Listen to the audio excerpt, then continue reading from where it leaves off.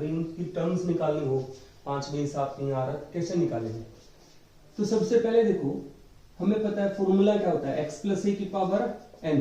Formula क्या था, nc0 x raise to power n minus 0 a raise to power 0, ठीक है, plus nc1 x raise to power n minus 1 x raise to power 1, और ऐसे चलेगा आगे nc2 x raise to power n minus 2 a raise to power कितना, यहाँ a आएगा, a raise to power 2, और लास्ट चलेंगे तो बनेगा NCN, या आरथ लिख लेते हैं बीच में, देखो आरथ लिखते हैं, तो NCR x raise to power n minus r a raise to power r, और ऐसे ही चलता जाएगा NCN x raise to power n minus n a raise to power n।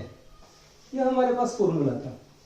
अब एक बार फर्स्ट टर्म देखते हैं, T1 कितनी है, T1 क्या है, NC0 x raise to power n minus 0 a raise to power 0। तो T2 देखो, T2 कितना है, T2 सेकेंड टर्म वो है NC1 x raise to power n minus 1 a raise to power 1। T3 देखते हैं, तो T3 कितना है, NC2 पहली दूसरी और तीसरी टर्म के बारे में बात कर रहे हैं, तो वो बनेगा x की power n minus 2 a raise to power 2। तो यहां से हम कह सकते हैं कि जो TR आएगी, TR प्लस 1th टर्म, कौन सी, TR प्लस 1th, देखो ये पहली दूसरी तीसरी, तो TR प्लस 1th क्या होगी, NC, N है सब में, देखो पहली टर्म में 0, दूसरी में 1, तीसरी में 2, तो एक कम आना चाहिए, तो R प्लस 1th में R, ठीक है, x raise to power n minus r, a raise to power जो नीचे है वो r, तो ये क्या आ गया हमारे पास, TR प्लस 1th टर्म, ठीक है। अभी जैसे हमें पता है कि हम, अब ये rth टर्म तो हमने निकाल दी, अब बात आती है कि इसमें टर्म्स होती कितनी है। तीसरा मान लिया कि हम निकालते हैं x प्लस a की पावर 3, ये निकालते चलो, तो सोल्व करेंगे तो देखो कितना बनता है, 3c0 x raise to power 3 a raise to power 0 plus 3c1 x raise to power कितना 2 a raise to power 1, 3c2 x raise to power 1 a raise to power 2 और 3c3 x raise to power 0 a raise to power 3। तो यहां से हम कह सकते हैं, एक बार के लिए देखते हैं कि इसमें कितनी टर्म आ रही है, 1 2 3 और 4। ऐसे ही nth वाला जो होता है उसमें कितनी टर्म आती है, n प्लस 1, 0 से लेके 0 1 2 और कहां तक जा रहा है, n तक। तो कितने टर्म्स हो गए टोटल, 1 से तो n तक n टर्म्स, एक ये, तो n प्लस 1 टर्म्स होती है। तो फॉर्मूला जो दूसरा बता रहे हैं वो है मिडिल टर्म का, किसका, मिडिल टर्म। भाई अगर हमें कह दिया जाए कि कोई भी बाइनोमियल एक्सपेंशन है उसकी मिडिल टर्म निकालो, तो कैसे निकालेंगे। तो मिडिल टर्म की अगर बात करते हैं, तो अगर n इवन हुआ, n क्या हुआ, even, means x plus a की पावर n इवन है। अगर n इवन है, फॉर एग्जांपल ले लेते हैं कि इवन के लिए n कितना है 4, n या 8 ले लेते हैं, for example n equals to 8। Terms कितनी होंगी उसमें, x प्लस a की पावर 8, जब 3 है तो 4 टर्म्स आ रही हैं, अगर 8 होगा तो कितनी टर्म्स आएंगी, 9। n इक्वल्स टू 8 में कितनी टर्म्स आ जाएंगी भाई, number of terms equals to कितनी हो जाएंगी फिर 9। तो देखो 9 टर्म्स है, मिडिल टर्म्स क्या होगी, पहली 8वीं ऐसे चलेंगे ना, पहली और 9वीं ऐसे, तो मिडिल में देखो 1 2 3 4 5 6 7 8 9, तो ऐसे काटते जाएंगे एक एक करके, तो मिडिल में देखो क्या आ रहा है, 5। कैसे पता लग रहा है, जो n था उसके डिवाइड में 2 कर रहा हूं मैं और प्लस 1, ये जो टर्म है वो कौन सी टर्म है, मिडिल। चेक करके देखो, 2 4 z 4 प्लस 1 1, फिफ्थ, कौन सी टर्म है, फिफ्थ टर्म। तो हम बोलेंगे अगर n इवन है तो मिडिल टर्म क्या होगी, वो बनेगी n bye 2 plus 1, 1th term. ये वाली टर्म जो होगी वो कौन सी टर्म कहलाएगी, मिडिल टर्म, ठीक है। उसके बाद अगर देखते हैं n अगर ओड हुआ, n कैसा है, ओड, फॉर एग्जाम्पल 3 ही ले लेते हैं। तो अगर 3 लेते तो नंबर ऑफ टर्म्स कितनी होंगी? तो देखना, अगर फॉर एग्जाम्पल लेते हैं, for example n equals to 3, तो नंबर ऑफ टर्म्स कितनी होंगी? 4 हो जाएंगी भाई। देखना 1 2 3 4। अब बताओ मिडिल टर्म्स कौन सी हैं? इसकी तो मिडिल टर्म्स ये हटाएंगे तो 2 बचेंगी मिडिल में। तो मिडिल टर्म का पता कैसे लगेगा? तो एक तो दूसरी और एक तीसरी। तो देखो 3 से कैसे पता लगेगा? n से तो हम कहेंगे n+1/2 और n+1/2 + 1, ये वाली टर्म्स वनथ।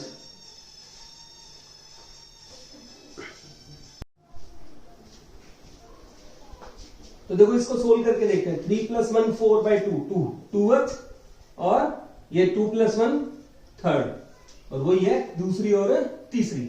तो अगर n हमारा ओड होता है तो मिडिल टर्म्स कितनी बनेगी? पहली बात तो 2 बनेगी। कितनी बनेगी? 2। कौन कौन सी होंगी? n3 था ना, तो n+1/2th ये वाली, और कौन सी?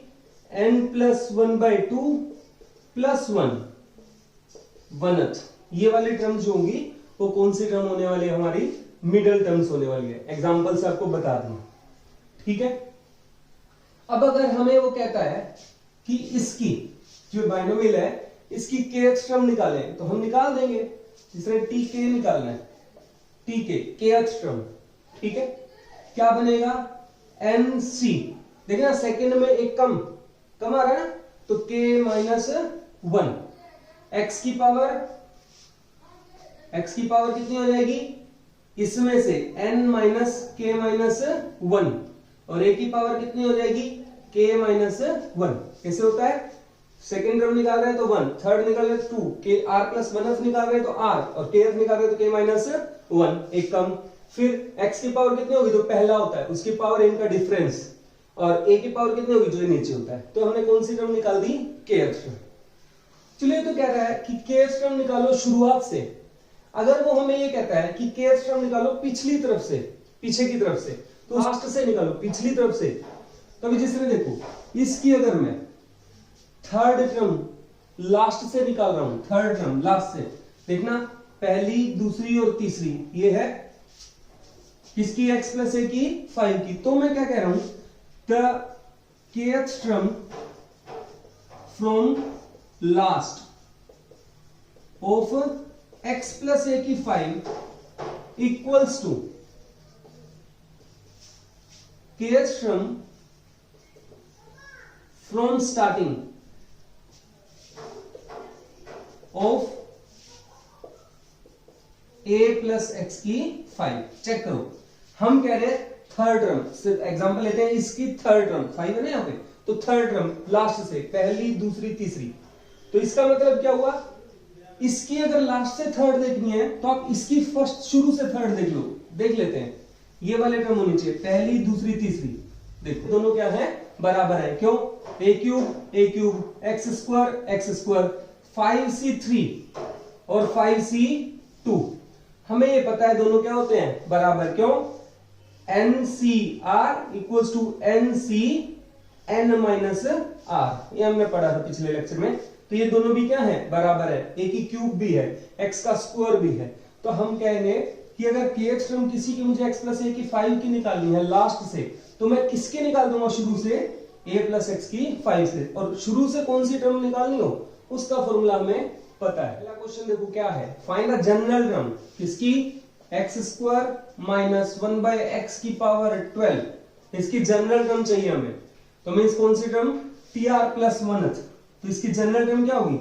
n कितना? 12 cr, फिर पहला कौन? x², उसकी पावर कितनी? 12 - r, और फिर कितना? सेकंड कितना? देखो इसको क्या लिखेंगे? x² + (-1/x⁴). तो सेकंड कौन है? -1/x, तो बनेगा -1/x की पावर कितनी? जो ये यहां है r। सोल्व कर लेते हैं।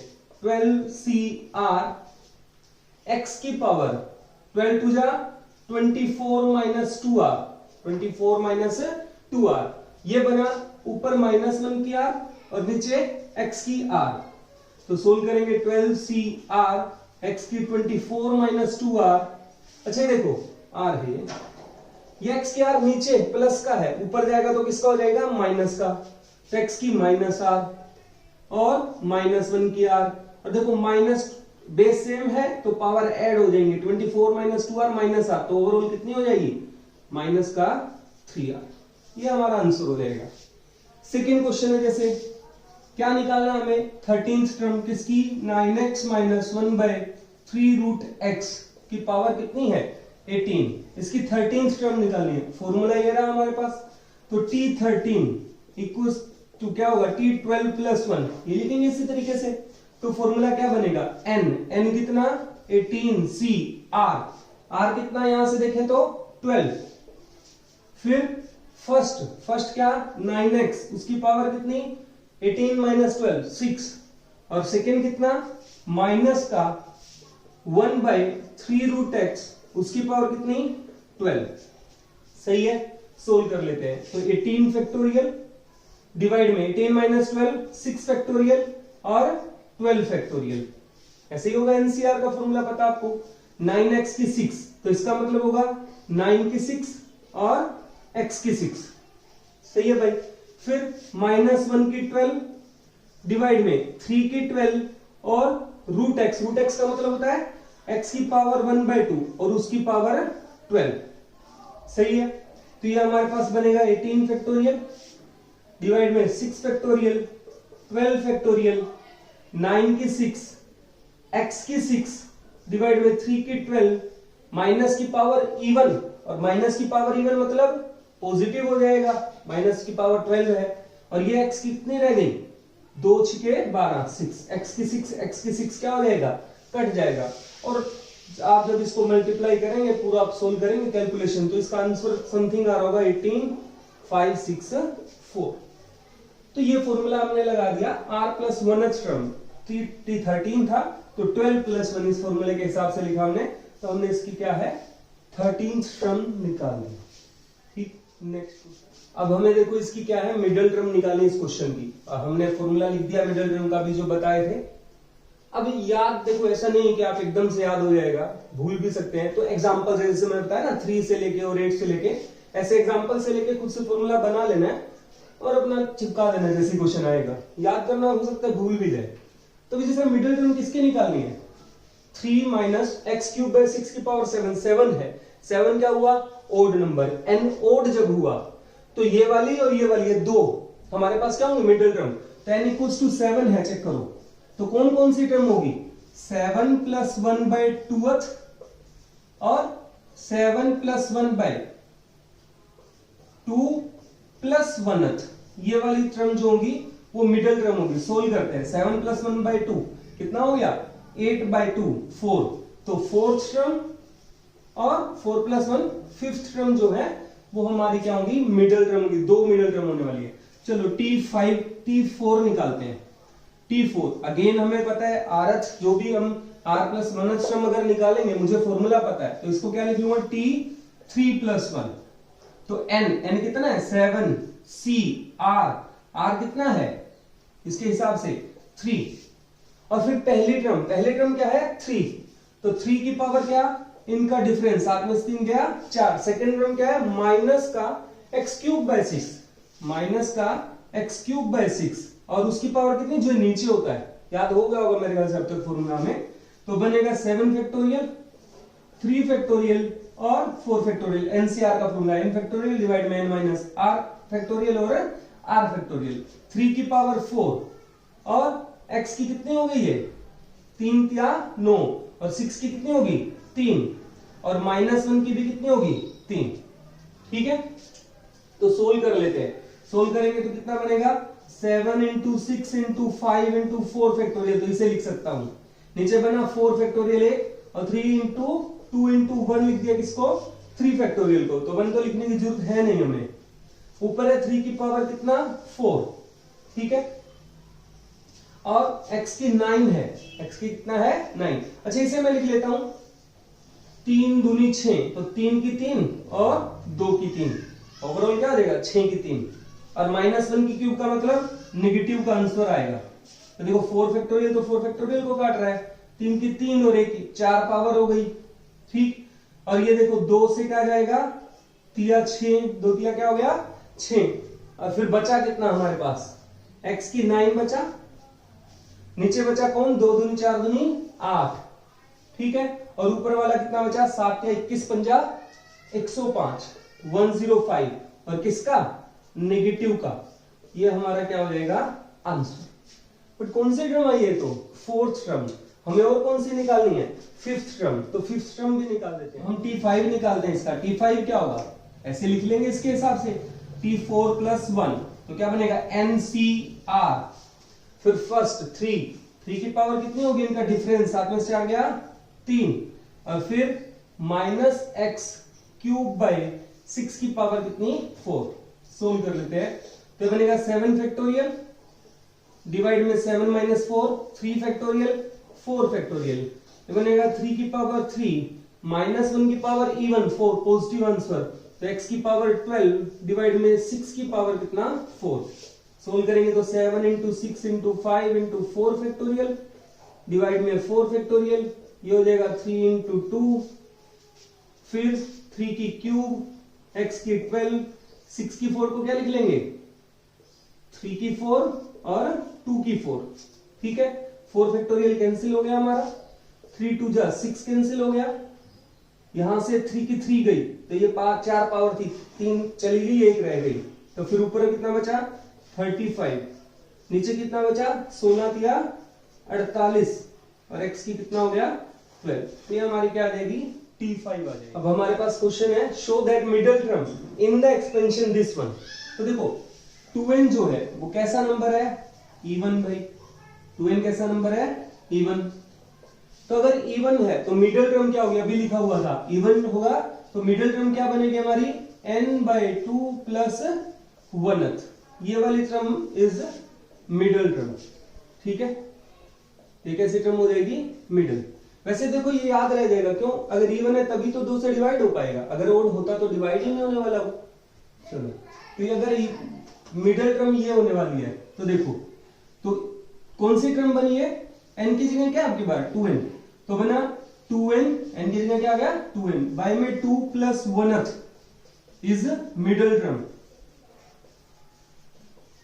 तो चेक कर लो भाई क्या आएगा, 2 से 2 गया, n + 1, n + 1th टर्म, ठीक है। तो n + 1th टर्म निकालनी है किसकी हमें,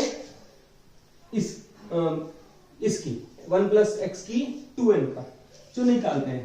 तो Tn + 1, Tn + 1, n + 1th term निकाल रहे हैं तो क्या बनेगी, देखो इसके हिसाब से n क्या है 2n है, तो 2n c, यहां क्या जो r होगा तो इसके हिसाब से n।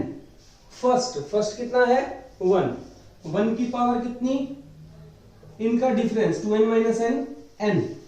सेकंड क्या है x, x की पावर कितनी जो नीचे है n, ठीक है। तो हमारी क्या होगी मिडिल टर्म। अब सोल्व करते हैं इसे, तो ऊपर वाला बनेगा 2n फैक्टोरियल डिवाइड में 2n - n, n factorial, n factorial, NCR का फॉर्मूला, 1 की पावर जितनी मर्जी करो 1 ही रहने वाला है, x की पावर n। चलो इसको सोल्व करते हैं, बस इसी का है थोड़ा सा। तो 2n फैक्टोरियल को लिखूंगा मैं क्या, n फैक्टोरियल का मतलब क्या होता है 1 से लेकर n तक मल्टीप्लाई, तो 2n फैक्टोरियल 1 2 3 4 5 6 ऐसे करके कहां तक 2n - 1 और 2n, x की n डिवाइड में n फैक्टोरियल n फैक्टोरियल। अब यहां पे क्या करना है हमें, यहां से पहली तीसरी पांचवी ऐसे टर्म उठा लेंगे तो देखो क्या बनेगा 1 3 5 7 9 और 2n - 1 अलग रख दिया, और ये सेकंड फोर्थ ही उठा लेते हैं, ये क्या बनेगा 2 4 6 8 और कहां तक 2n तक, ठीक। डिवाइड में n factorial n factorial, x की पावर n।